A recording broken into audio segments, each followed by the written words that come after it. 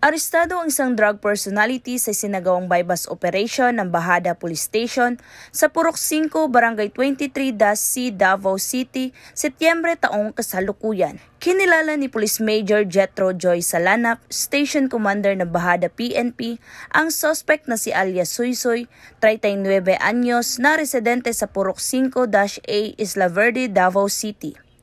Ayon pa kay Police Major Salanap, nahuli ang suspect ng mga tauhan ng Bahada Police Station sa koordinasyon ng Philippine Drug Enforcement Unit 11. Dagdag pa, nakuha mula sa suspect ang 2 pakete ng hindi hinalang shabu na may bigat na humigit kumulang 5.70 gramo at tinatayang nagkakahalaga ng 38,760 pesos at bypass money na ginamit sa operasyon.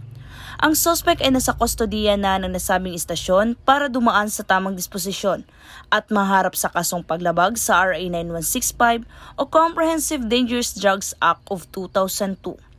Samantala, patuloy naman ang Police Regional Office 11 sa pamumuno ni Police Brigadier General Nicolas D. Torre III na paigtingin pa ang laban kontra kriminalidad at mapanatili ang mapayapa at maunlad na Rehiyon 11. Mula dito sa Rehiyon 11, ako ang inyong PNN correspondent, Patrolwoman Berna Milapus, alagad na batas, taga-taguyod ng Balitang Pulis.